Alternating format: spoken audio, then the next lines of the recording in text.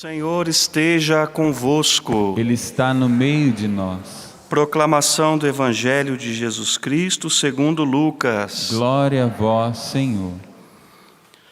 Naquele tempo, Jesus disse aos discípulos: um homem rico tinha um administrador que foi acusado de esbanjar os seus bens. Ele o chamou e lhe disse: que é isto que ouço a teu respeito?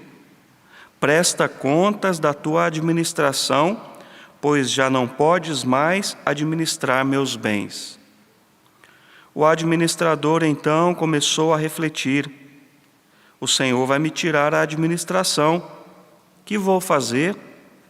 Para cavar não tenho forças, de mendigar tenho vergonha. Ah, já sei o que fazer, para que alguém me receba em sua casa quando eu for afastado da administração. Então ele chamou cada um dos que estavam devendo ao seu patrão e perguntou ao primeiro: quanto deves ao meu patrão? Ele respondeu: 100 barris de óleo. O administrador disse: pega a tua conta, senta-te depressa e escreve 50. Depois ele perguntou a outro: e tu, quanto deves? Ele respondeu: 100 medidas de trigo. O administrador disse: pega a tua conta e escreve 80. E o Senhor elogiou o administrador desonesto, porque ele agiu com esperteza. Com efeito, os filhos deste mundo são mais espertos em seus negócios do que os filhos da luz. Palavra da salvação. Glória a vós, Senhor. Que as palavras do Santo Evangelho perdoem nossos pecados. Amém.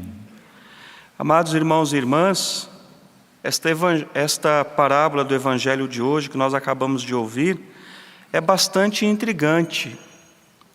Jesus conta a história desse administrador desonesto que foi acusado de esbanjar os bens do patrão.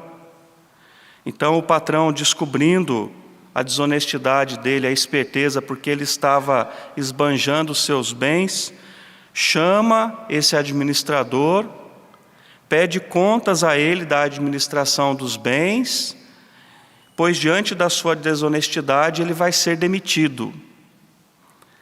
Ao perceber o risco da demissão, esse administrador reflete pensando que não tem forças para trabalhos braçais, porque ele era apenas administrador.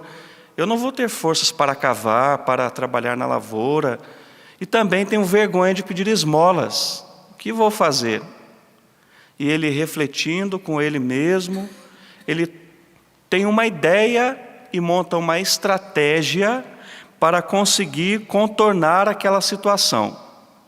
Então ele chama os devedores do seu patrão e consegue dar a eles bons descontos para que quando ele fosse demitido, ficasse sem emprego, eles pudessem retribuir a esse gesto de generosidade, entre aspas, que ele teve, porque ele deu bons descontos para esses devedores do seu patrão. O que intriga é a atitude do Senhor em elogiar esse administrador desonesto. É o elogio que vai intrigando. Mas será que está certo então ser esperto? Será que está certo passar a perna nos outros para se dar bem ou para resolver os problemas? Será que é a desonestidade que está sendo elogiada aqui nessa parábola de Jesus? Com certeza não. Não é isso que o Senhor está elogiando. Porque a desonestidade é sempre desonestidade. É sempre algo ruim.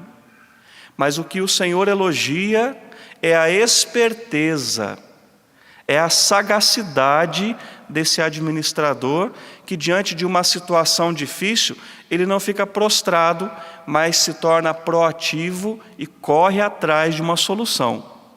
É essa atitude que é percebida aqui como um ensinamento para os discípulos e que Jesus quer dar esse ensinamento. Até no finalzinho do Evangelho, Jesus vai dizer: com efeito, os filhos deste mundo são mais espertos em seus negócios do que os filhos da luz. É a sagacidade, é a esperteza que é elogiada. É isso que é o elogio que o Senhor desse administrador faz.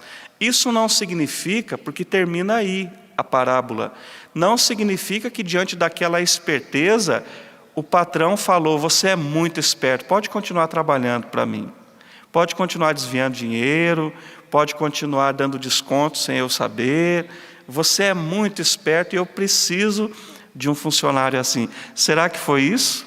Será que foi assim que terminou a parábola? Com certeza não. Certamente na parábola, se fosse avançar na história, esse patrão continuaria com a decisão de demitir aquele empregado. Mas que ele foi esperto, ele foi.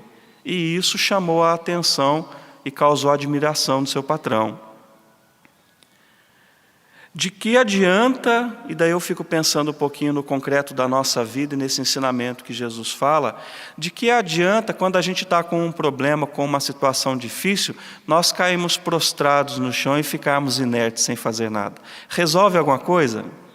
Diante de um problema, se você cruza os braços e fica chorando, vai sair solução desse choro, dessa lágrima? Não. É necessário ser proativo. Não ficar paralisado diante do problema, da situação. Tem que correr atrás. Não, alguma solução tem. Se chegou a um problema, a solução tem que acompanhar esse problema. É necessário reagir.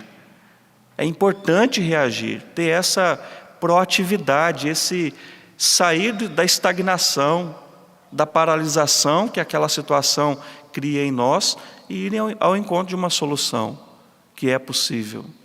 Deus nos dá a graça da coragem para enfrentar a vida, para enfrentar os desafios que nos alcançam ao longo da nossa vida, porque ninguém está isento de desafios, de situações difíceis para resolver. Não é assim, até o clima nos ajuda a entender. São quantas estações nós temos no ano? 4, não é? Primavera, verão, outono e inverno. Cada uma tem suas características. É claro que às vezes, como nós estamos aqui num país tropical, mistura muito e tem dia que as 4 estações acontecem no mesmo dia, né? Amanhece frio, daqui a pouco esquenta, chove, venta e termina quente o dia.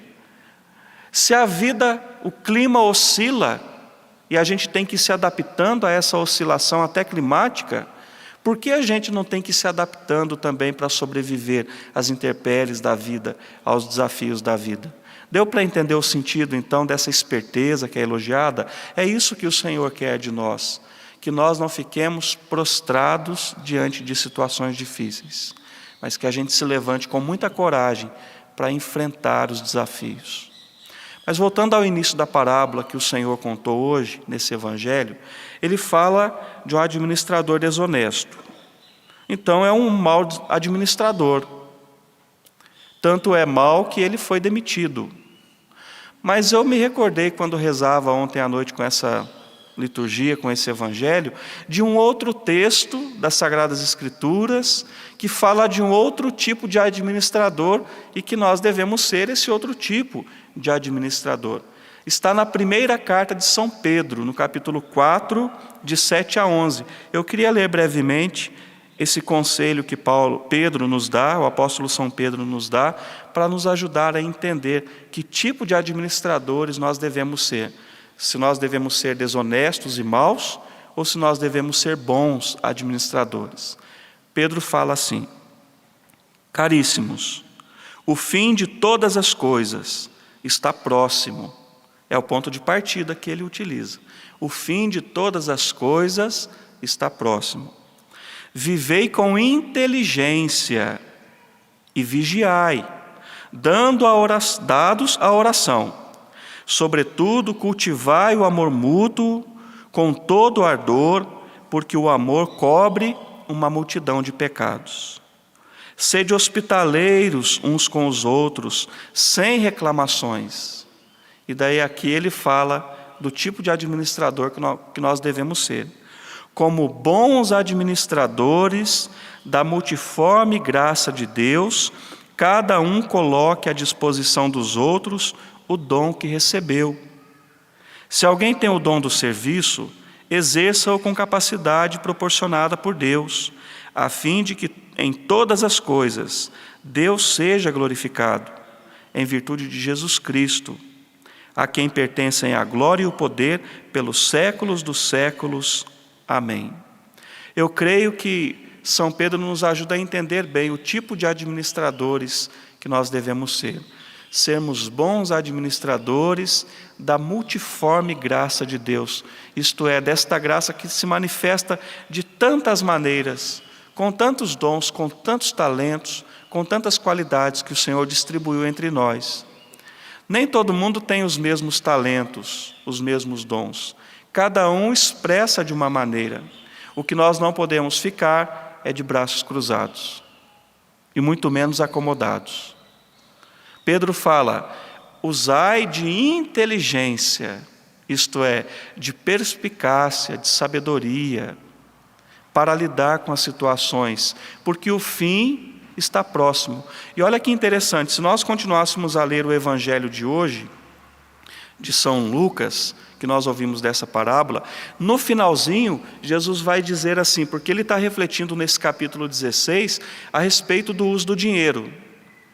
E ele reflete que o dinheiro é impuro, porque ele é fruto de muita desonestidade, de muitas situações.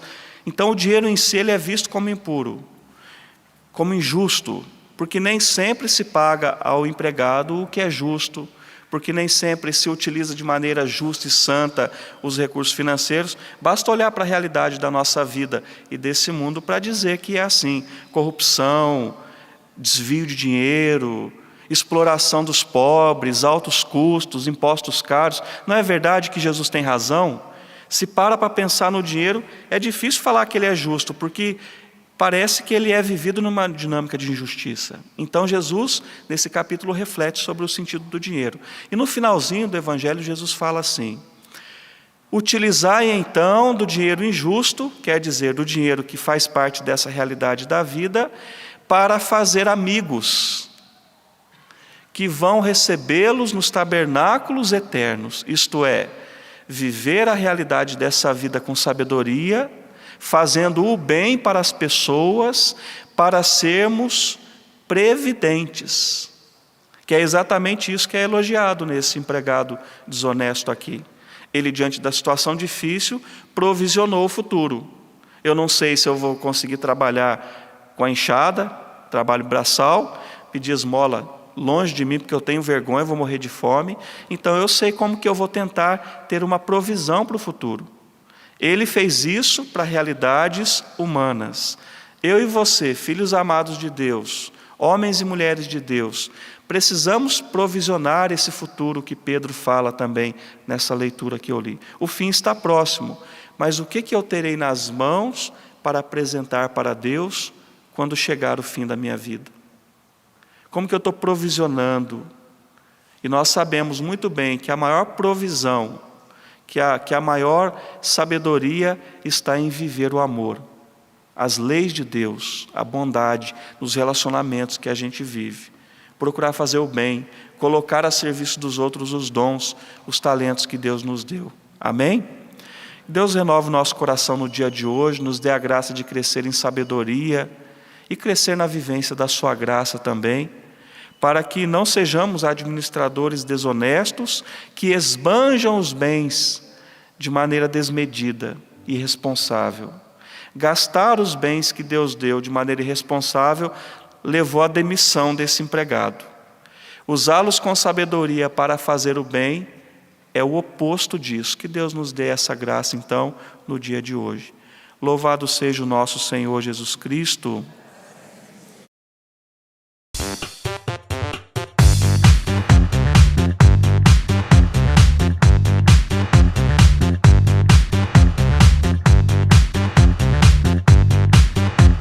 CançãoNovaPlay.com. Assine já!